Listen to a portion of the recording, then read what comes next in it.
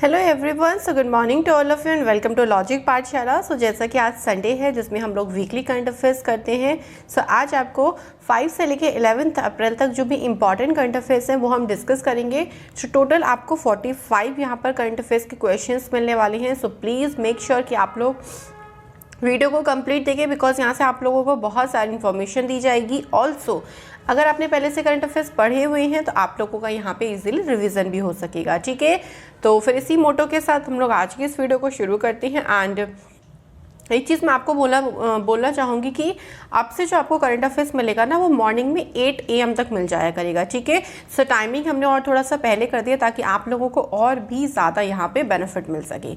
ठीक है, तो अब की बार अब से हर संडे को आप लोगों को 8 बजे तक वीडियो मिल जाएगी और वीडियो का PDF मैं आपको शेयर कर दूँगी कहाँ पर, टेलीग्राम ग्रुप से, जिसका लिंक आपको हर वीडियो के डिस्क्रिप्शन में मिल देगा और आप ऑल्सो मुझे इंस्टा पर भी फॉलो कर सकते हैं। ठीक है, तो चलिए फिर स्टार्ट करते हैं विदाउट देरी। एंड इससे पहले लास्ट वीडियो में क्वेश्चन जो डिस्कस किया था उसको एक बार देख लेते हैं।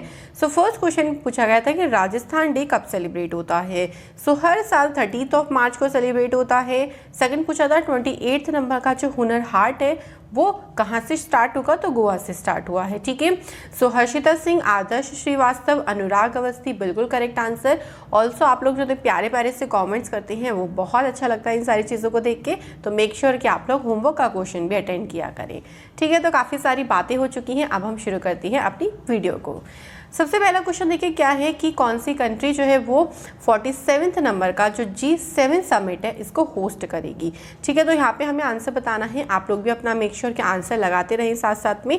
तो यहाँ पे जो करेक्ट आंसर हो जाएगा वो हो जाएगा इंग्लैंड। ठीक है, इंग्लैंड इसे होस्ट करेगी और इसमें इन्वाइट किया गया है कुछ नेशंस को, कुछ कंट्री को, लाइक जैसे आपका इंडिया हो गया, साउथ कोरिया हो गया, ऑस्ट्रेलिया हो गया, इन सबको इन्वाइट भी किया गया इसमें।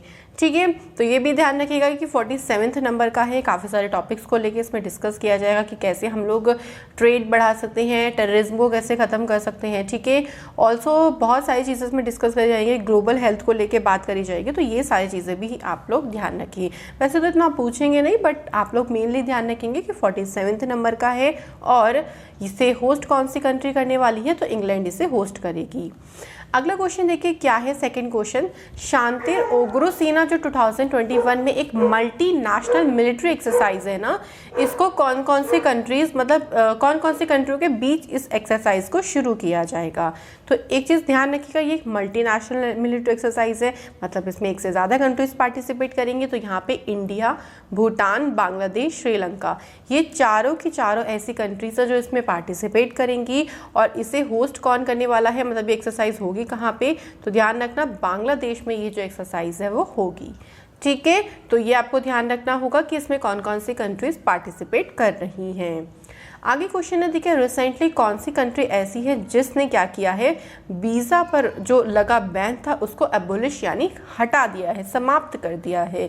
सो देखो H1B जो वीज़ा होता है वो दिया जाता है IT सेक्टर्स में। मतलब अगर इंडिया से कोई बंदा बाहर IT सेक्टर में जॉब करना चाहता है, लाइक अमेरिका में, ठीक है, बाहर का मतलब अमेरिका में, सो उसको H1B वीज़ा जो उसके पास होना चाहिए। जब डोनाल्ड ट्रम्प यहाँ के प्रेसिडेंट थे तो उन्होंने इस पर बैन लगा दिया था, लेकिन उसके बाद तो कौन बन गए हैं, यहाँ प्रेजेंट टाइम में है जो बाइडेन। सो उन्होंने इस लगे बैन को हटा दिया है। ठीक है, तो अब इजीली आप लोग वहाँ जाके जॉब कर सकते हैं, आपको वीज़ा इजीली मिल जाएगा। ठीक है, सो यहाँ पे जो आंसर हो जाएगा वो अमेरिका हो जाएगा। अगला क्वेश्चन देखिए क्या है, Pham Minh Chinh has become the prime minister of which country. So Pham Minh Chinh कौन सी कंट्री के रिसेंटली अभी प्राइम मिनिस्टर बनी है, सो यहाँ पे आंसर हो जाएगा वियतनाम। ठीक है, तो बस आपको डायरेक्टली याद रखना है फार्म मिन चिन इनका नेम है और ये कौन सी कंट्री के बनी है, सो आंसर हो जाएगा वियतनाम।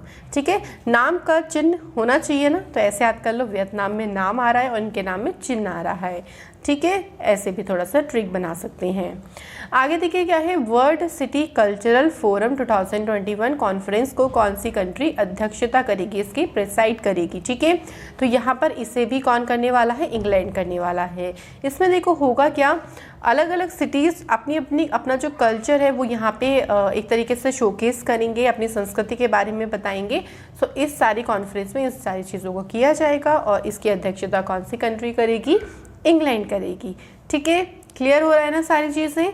आगे देखो क्या है, कौन से स्टेट ऐसी है यूनाइटेड स्टेट्स की। ठीक है, यूनाइटेड स्टेट्स जो स्टेट में बटा हुआ है उसमें एक स्टेट का नाम बताना है जिन्होंने स्कूल में योगा एजुकेशन पर बैन लगाया था और उसके लिए बिल भी लेके आए यहाँ पर, बट इस बिल पर रोक लग गई है। ठीक है, और ये स्टेट कौन सी है, अलबामा।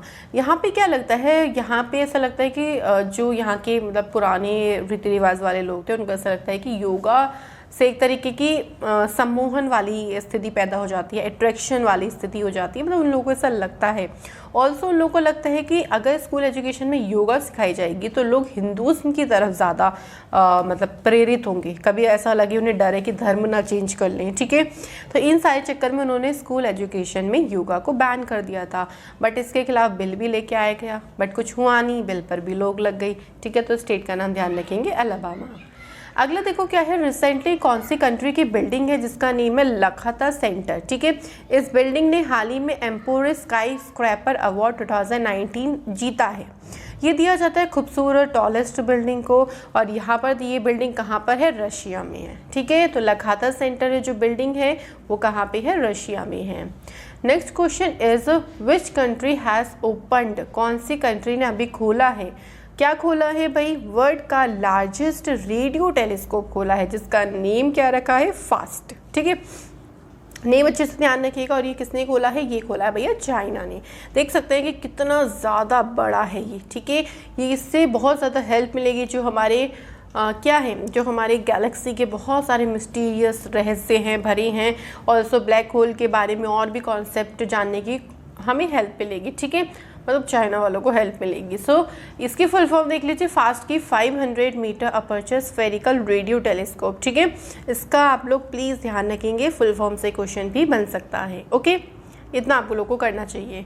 अगला देखो क्या है, नासा का ल्यूनर ऑब्जर्वेटरी, मतलब नासा की एक चंद्र वेधशाला है जिसने अभी हाल ही में एक प्लैनेट है जहाँ पे एक्स रेज को डिटेक्ट किया है। जो एक्स रेज है उन किरणों के उत्सर्जन का पता लगाया है।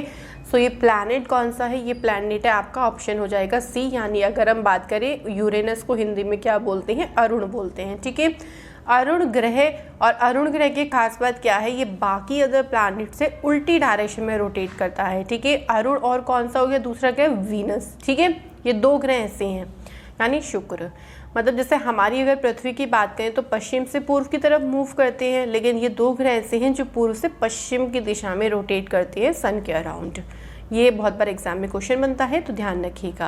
अगला क्वेश्चन देखिए क्या है, नासा का इंजेन्युटी हेलीकॉप्टर अभी रिसेंटली कौन से प्लैनेट पर लैंड हुआ है। सो यहाँ पर आंसर हो जाएगा आपका मार्स। ठीक है, मार्स को एक और नाम से जानते हैं, इसको रेड प्लैनेट बोला जाता है क्योंकि यहाँ पे आयरन डस्ट जो है ना वो इसके एटमॉस्फेयर में काफ़ी सारा है, तो इसकी वजह से इसका कलर लाल रंग का दिखाई देता है। ठीक है, तो क्या हुआ है देखो, और भी ज़्यादा मार्स के बारे में पता करने के लिए ये पहला ऐसा हेलीकॉप्टर है जो यहाँ पे उड़ान भरेगा और सारी इन्फॉर्मेशन को कलेक्ट करेगा। ठीक है, तो यहाँ पर आंसर ध्यान रखिएगा, नासा का है इंजेन्युटी हेलीकॉप्टर, मार्स पर इसने लैंड किया है। अगला क्वेश्चन देखिए, with the help of India कौन सी स्टेट जो है वो अपना मजिस्ट्रेट कोर्ट की एक नई बिल्डिंग बनाई है। सो ये किसने बनाई है, आंसर हो जाएगा आपका यहाँ पे, ये एक जो कंट्री है उसका नेम है सेशल्स। ठीक है, इसको प्रोनाउंशिएट करती हैं सेशल्स।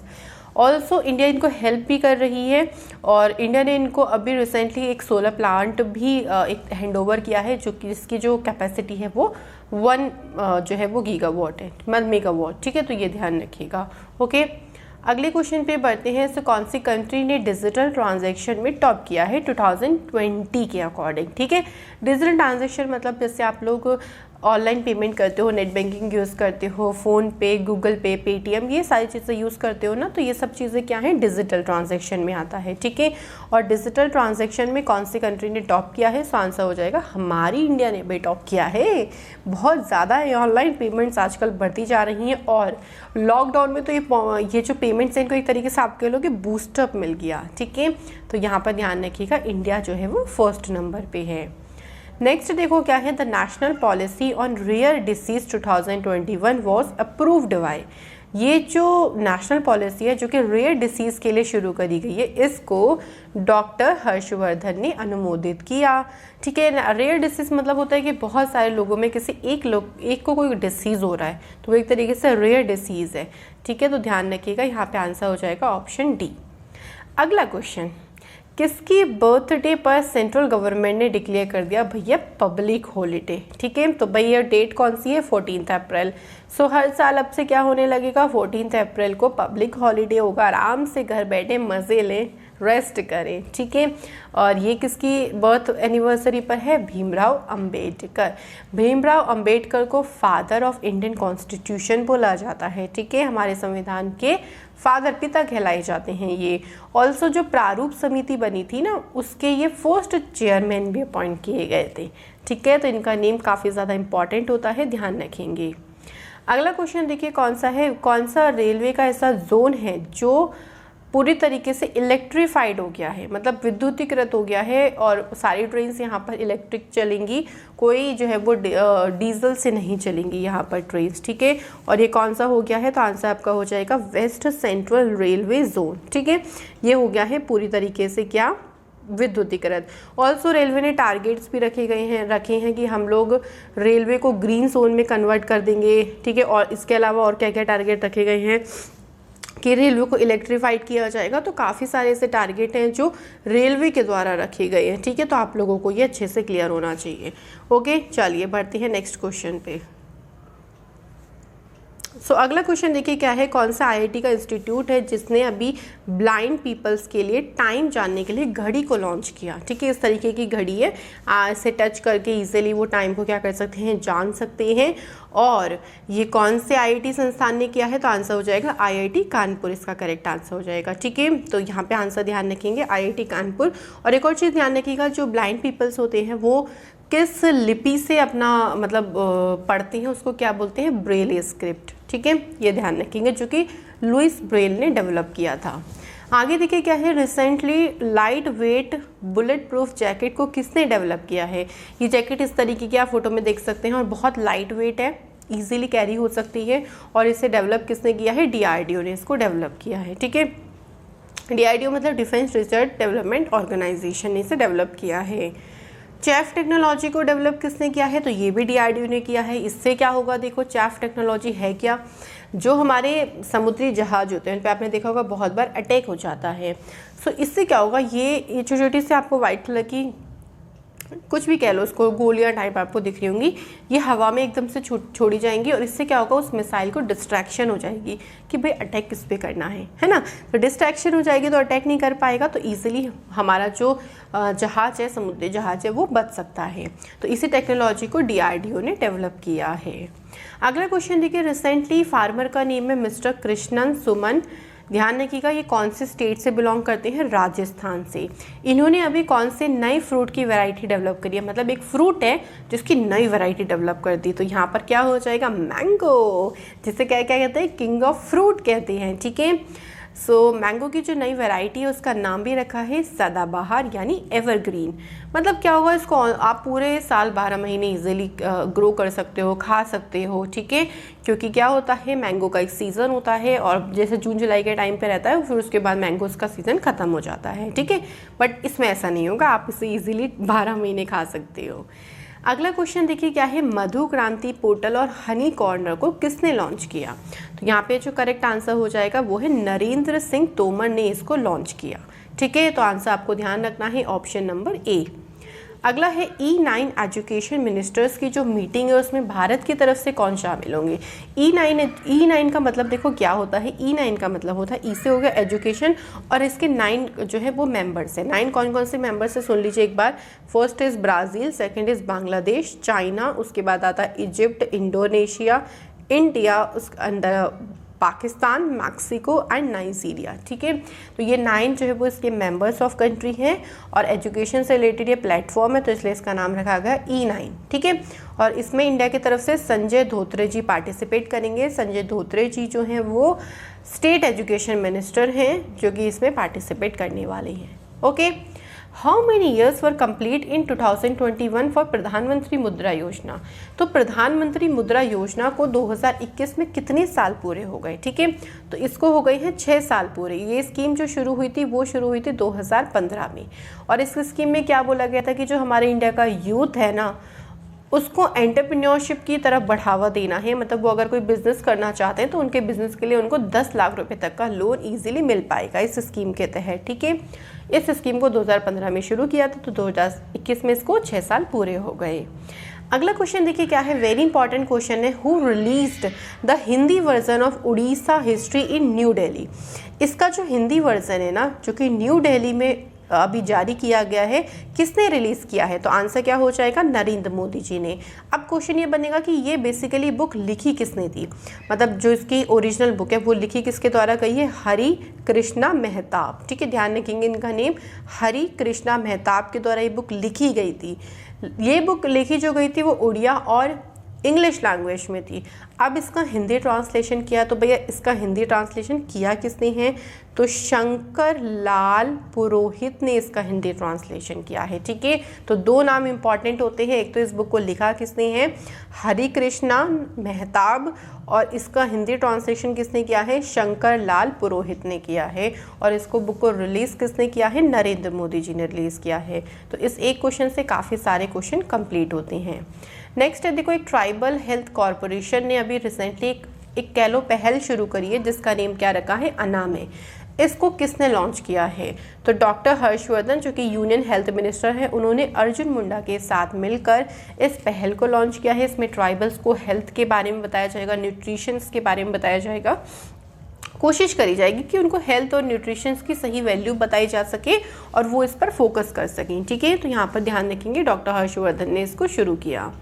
अगला है लार्जेस्ट डायमंड माइन कहाँ पर अभी खोजी गई रिसेंटली, तो ये छतरपुर में खोजी गई। छतरपुर कौन से स्टेट में बिलोंग करता है, मध्य प्रदेश से बिलोंग करता है। ठीक है, तो ध्यान रखेंगे ना कहाँ पे खोजी गई, तो आंसर आपका हो जाएगा छतरपुर में अभी सबसे बड़ी हीरे की खदान खोजी गई जो कि इंडिया की सबसे बड़ी है। ठीक है, अगला कोई है, रिसेंटली कौन से स्टेट ने freedom of religion act 2003 bill को पास किया है, यानी पारित किया है। तो ये जो बिल है इसको पारित कहाँ पे किया गया है, गुजरात में। अब देखो इस बिल से होगा क्या, देखो इस बिल में ये होगा कि अगर मान लीजिए आप ने शादी कर ली किसी से, उस शादी करने के बाद फोर्सफुली उसका धर्म यानी रिलीजन चेंज करवा रही हो, तो आपको यहाँ पर सज़ा मिलेगी। ऑल्सो आप लोगों को यहाँ पे जुर्माना भी भरना पड़ेगा। ठीक है, बिकॉज इसको बिल्कुल गलत ठहराया गया है। तो यही बिल कौन सी गवर्नमेंट लेके आई है, तो आंसर आपका हो जाएगा गुजरात से लेके आई है। ठीक है, द नेक्स्ट क्वेश्चन इज, कौन सा ऐसा पहला स्टेट है इंडिया का जिसने हर एक सिटीजन को हेल्थ इंश्योरेंस देने का, भाई हर सिटीजन को हेल्थ इंश्योरेंस दे रहा है, और ऐसा करने वाला पहला स्टेट कौन सा बना है, आंसर आपका हो जाएगा राजस्थान। ठीक है, अच्छे से ध्यान रखिएगा, राजस्थान ने बहुत अच्छा इनिशिएटिव शुरू किया है।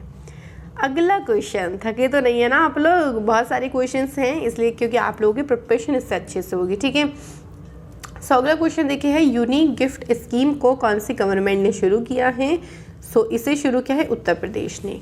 तो वर्ल्ड हेल्थ डे मतलब जो 7 अप्रैल को सेलिब्रेट होता है यानी हो चुका है, उस दिन इन्होंने क्या किया कि जो कोविड का वैक्सीनेशन टीका लगवाने आएगा उनके लिए यहाँ पर लकी ड्रॉ निकाला गया। अब लकी ड्रॉ से क्या होगा, लोग आएंगे क्योंकि वहाँ पे आपको उपहार मिलेंगे, गिफ्ट मिलेंगे।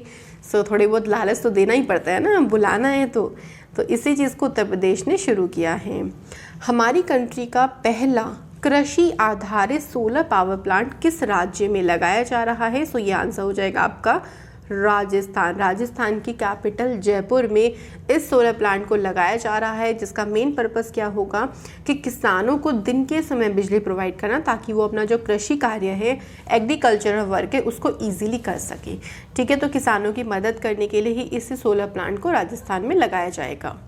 अगले देखो, वर्ल्ड बैंक ने अभी 32 मिलियन एक प्रोजेक्ट को अप्रूवल दिया है, और इस प्रोजेक्ट से क्या होगा, हेल्थ सर्विसेज को इम्प्रूव करने में सहायता मिलेगी, लेकिन कौन से स्टेट में।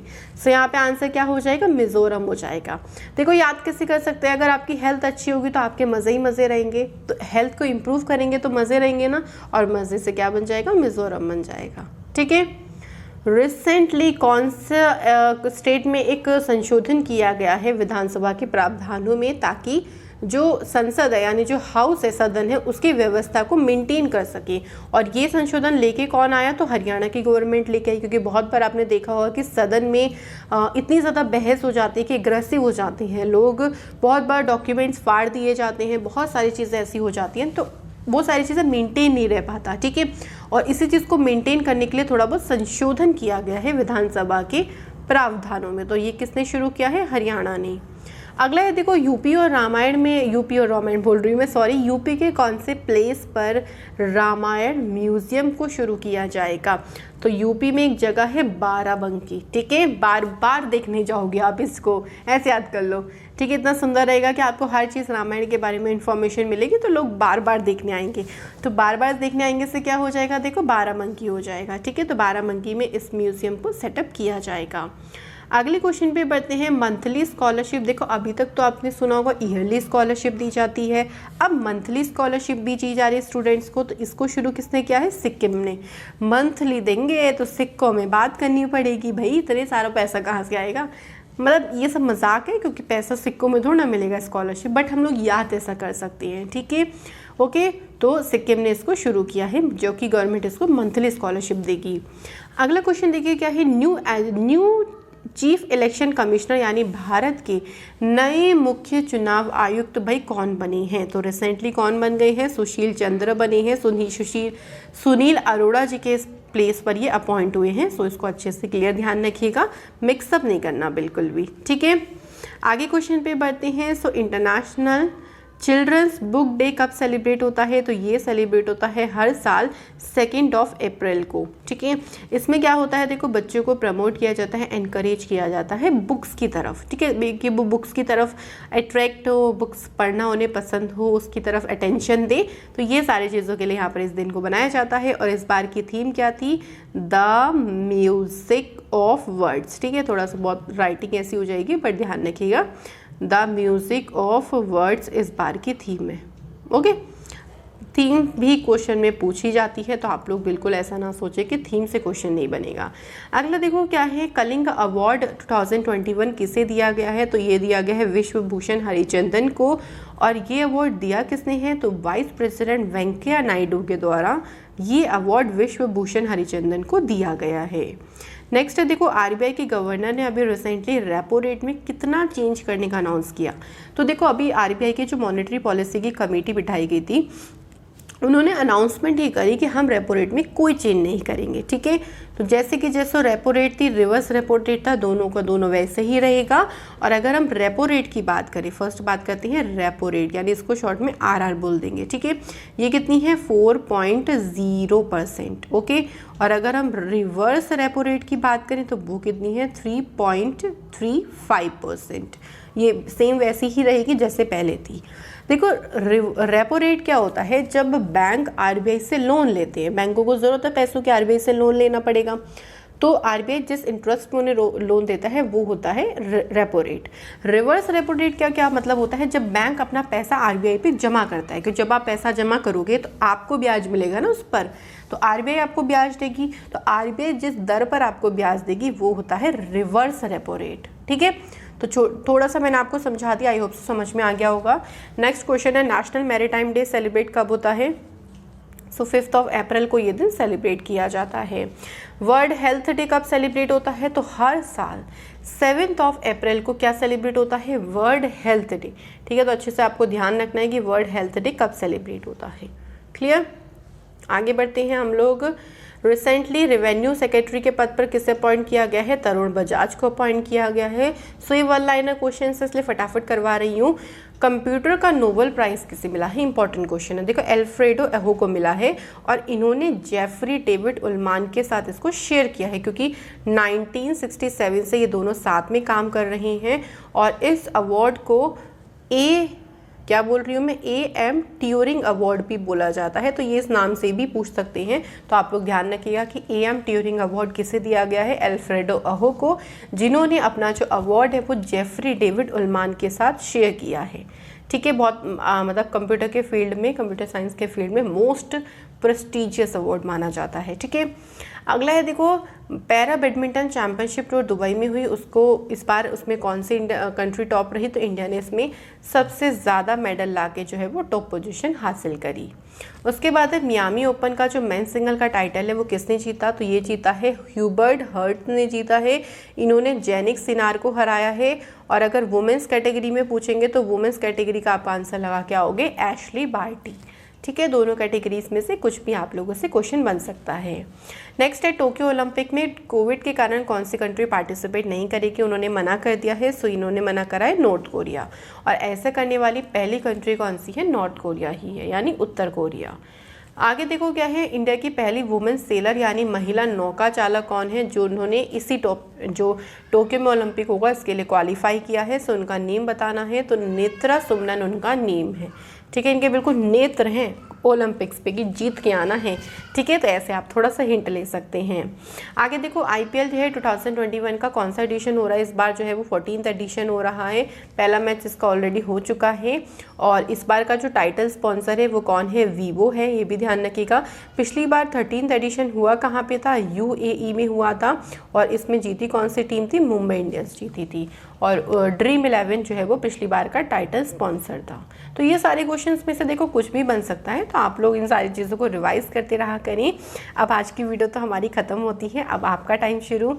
सबसे पहला क्वेश्चन देखिए क्या है कि कौन से स्टेट के हापुस मैंगो को रिसेंटली GI टैग दिया गया।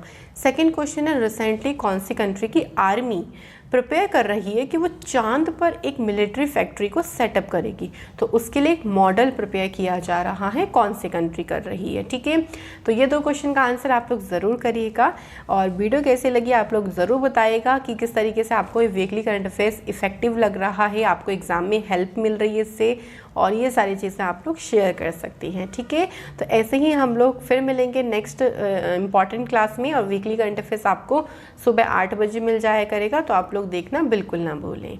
चलिए मिलूंगी नेक्स्ट वीडियो में। Thank you so much for watching this video.